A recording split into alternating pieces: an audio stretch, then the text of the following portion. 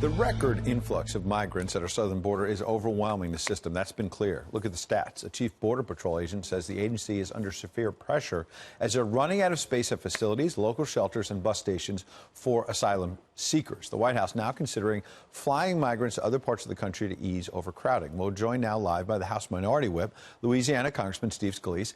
He is here with his reaction. Good morning, sir. We appreciate you being here. Morning. Good to be with you. Great. The White House sent a letter to Congress. You're one of the leaders, obviously. He was aiming it at Democrats, but obviously as a key leader among Republicans. What are the prospects of actually getting some funding here in the weeks ahead to deal with this crisis? I think there's a high prospect that'll happen, and it's important it does because there's a serious crisis at the border for anybody who looks at it.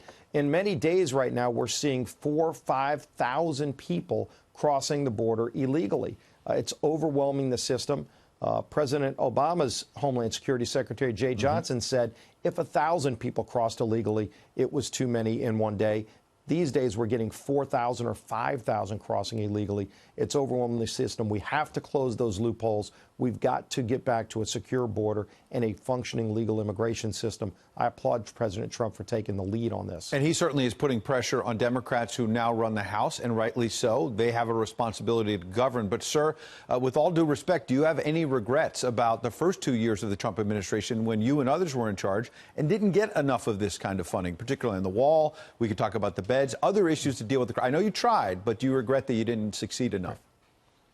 Well, there's always more I wish we could have done. We passed billions of dollars of funding for the wall. And in fact, President Trump talks about how he is building hundreds of miles of wall right now. There's a lot more we need to do. And there's a lot more we need to do on closing the loopholes and getting back to a more secure, functioning border. We had 0 Democrats that worked with us to do that when we were in the majority.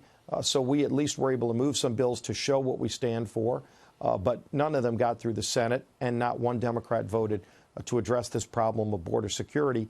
But it's going to be a big issue in the upcoming election next year. Congressman, as you know, another big issue is the lingering impact of the Mueller report. The Democrats now going after the Attorney General, unfairly so, you and other Republicans have said. But then one of your own, Justin Amash, Republican from Michigan, went on this little tweet storm last night. Among other things, you see him right there. He says, "Here are my principal conclusions. 1, the Attorney General has deliberately misrepresented Mueller's report. And number 2, he says, a Republican, that the president has engaged in impeachable conduct and that partisanship has eroded our system of checks and balances. Few members of Congress have read the report." And he calls you and others out, sir, to stand up to this president. How do you react to one of your fellow Republicans saying there's been impeachable conduct? Well, I strongly disagree. And if you look at what he said about Barr's been completely upfront about this from the very beginning. Even in his assessment of the Mueller report, I think one thing that's been very clear from both sides, Republican and Democrat that have looked at it, is that there was no collusion with Russia, which was the foundation of this whole year-and-a-half-long witch hunt that spent tens of millions of taxpayer dollars and found no collusion and no obstruction. And so I know some people want to keep dragging this on. I'm really glad now that Attorney General Barr is going further to look into the actual corruption within the FBI. Why is it that under the Obama administration, Russia was allowed to interfere with our elections? I'm glad that President Trump is standing up to that Russian interference.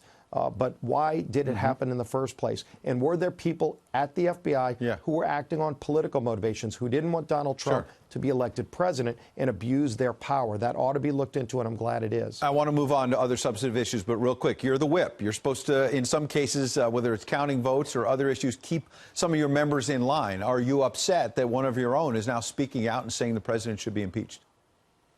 I think anybody who knows Justin's background knows that he sometimes goes a different route than the rest of the Republicans in our conference, and this is clearly one of those cases. You don't see anybody else agreeing with him, and in fact, I strongly disagree with that take. All right. The president's been tweeting about the job situation. You know, the economy very strong under Republicans. That's something you and others have been touting. Abortion is another big issue we see in a lot of states, including your own. The Democratic governor is now ready to sign a Louisiana abortion ban. The president was tweeting about, though, that in general, though, not just your state, saying it seemed to be saying that he has some concerns that bills in other states that are now law maybe went too far, not having exceptions for rape and incest. Do you have those concerns that it's going to fire up liberals and that maybe some of these laws are going too far, sir? First of all, I don't think the laws go too far. And in fact, in our state, I was proud when I was in the state legislature that Louisiana was ranked the most pro-life state in the nation. And we ought to strive all across this country for a culture of life. And especially when you contrast it to what's going on the Democrat side, where they're literally ushering in and celebrating laws that allow you to kill a baby after it's born alive outside the womb. That's where the big divide has been.